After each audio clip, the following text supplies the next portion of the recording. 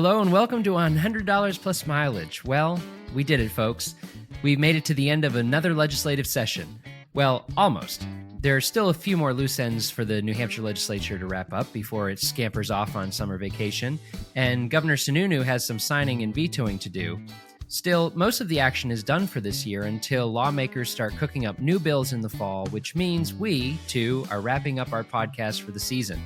But before we do, we wanted to take a look at some of the bills that didn't quite make it across the finish line this year, but have enough buzz to come back next year. I'm Mike Dunbar with Citizens Count. And I'm Anna Brown with Citizens Count. Anna, we look at roughly 1,000 bills each year that make it through the New Hampshire legislature. Some die quickly, others get amended, totally rewritten, and then rewritten again.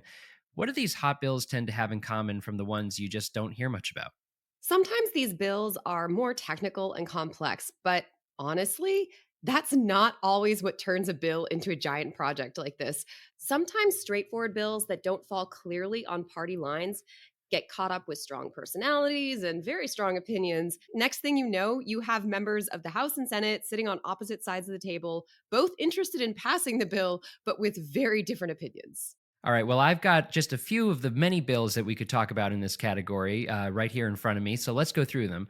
The first one I've been dying to hear more about because it's one of those innocuous-sounding bills that ended up being quite controversial in Concord. I'm referring to SB 431, which puts new restrictions on wake surfing. Yes, I was kind of shocked when I saw over 1,000 people signing into the bill hearings on this one.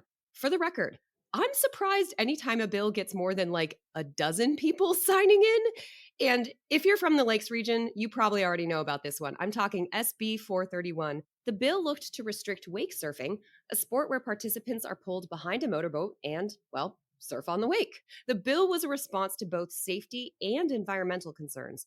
The strong waves created by fast boats can disturb lake sediment and encourage the growth of harmful bacteria. Fascinating. Well, I can only imagine the back and forth in the Lakes region communities that led to this bill.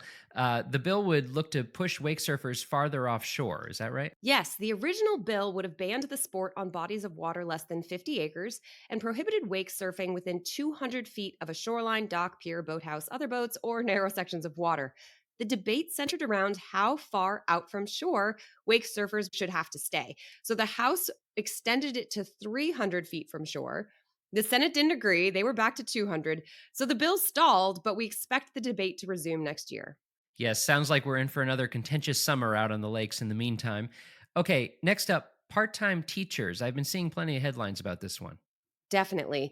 HB 1298 would have allowed municipalities to hire part-time teachers even if they hadn't undergone the traditional teacher certification process. Initially, such part-time teachers would be limited to teaching 20 hours per week, and they'd need experience or education related to the subject they taught. The Senate wanted to extend the limit to 30 hours per week and didn't want to set specific qualifications, although these teachers would have still needed to clear a background check and adhere to the Board of Education's Professional Code of Ethics and Professional Code of Conduct.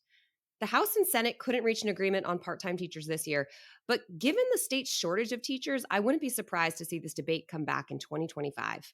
Yeah, bills like these are my favorite since there are such reasonable arguments on both sides. New Hampshire needs more teachers, and there are probably plenty of people with relevant skills and experience who would like to teach but haven't gone through the certification process. Then again, how do you vet educators without some sort of certification process? Exactly. I vividly remember one long-term sub I had in a high school sociology class who just showed us weird movies for a couple months, and not documentaries, movies like The Warriors. And then one kid ended up bringing in durian fruit to class as a social experiment. We all had to go outside because it smelled so bad. It was a weird year.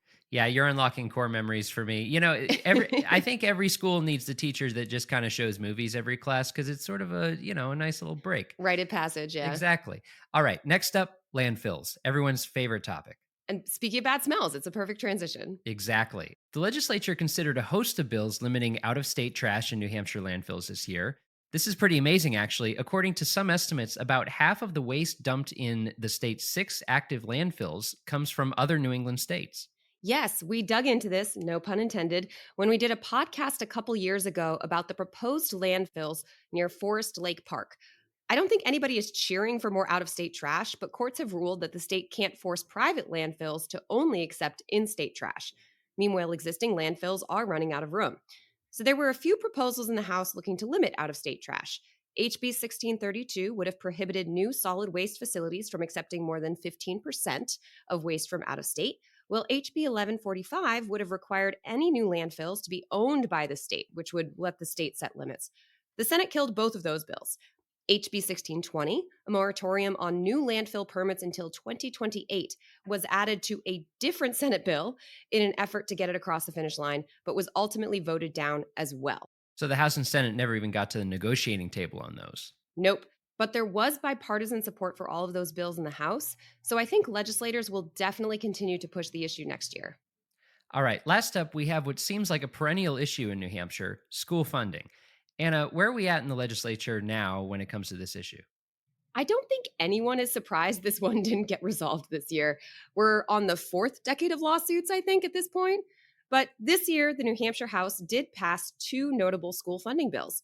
HB 1583 was a modest increase in state per pupil funding. HB 1656 would have established three weighted categories for special education differentiated aid, with more funding going to students who need more services. While both bills initially passed with bipartisan support, the Senate sent both to interim study. That's essentially a polite way to kill a bill in an election year. Senators commented that state revenues are slowing down and it would be more prudent to adjust school funding as part of next year's budget process. I think I want to start using that in my daily life more. Like if I'm kind of done with a topic of discussion, just sorry, I'm sending this to interim study. I love that. Well, we've been hearing rumblings about this upcoming budget cycle that could be particularly contentious. We'll have plenty to talk about in the upcoming episodes next season, I'm sure. Now, remember, folks, these are just a few of the hot 2024 bills that fell apart before reaching Governor Sununu's desk.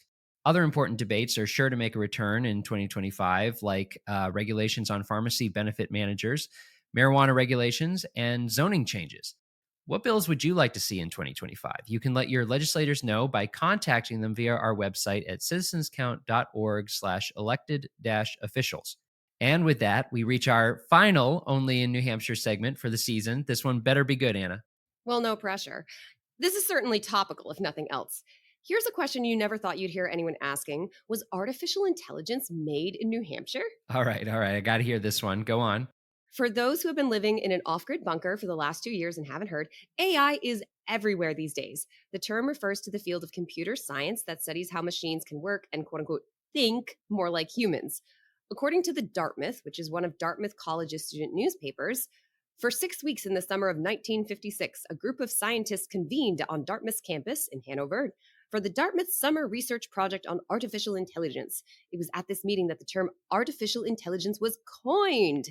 Dr. John McCarthy is generally considered the father of artificial intelligence and given credit for the first use of this term. Of course, work on the concept behind artificial intelligence had begun long before the conference, and work since then has taken place all over the world.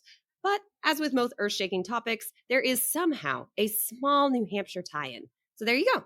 Oh, and special thanks once again to the trusty Cow Hampshire blog for calling this one to our attention. It really does seem like there's always that New Hampshire tie-in. I guess we'll have to see, in the course of AI from here on out, if it either ends up bringing about world peace or destroying civilization. It seems like those are the only two options. We'll either be very proud or very ashamed in New Hampshire of our connection to AI. Well, we're on top of it. We did our special episode on AI this year, and I will say that most of those bills are headed to Governor Sununu for a signature. So, they didn't do the self-defense via AI machines, but if there is an AI war, yeah, I wouldn't be surprised if New Hampshire ends up being one of the good states. Well, that wraps it up for this episode and season of $100 plus mileage, although be on the lookout for a bonus episode or two between now and the fall. You can find more information and episodes at citizenscount.org. This podcast is made possible by a generous grant from Northeast Delta Dental. We'd also like to thank Franklin Pierce University for producing and the Granite State News Collaborative for hosting.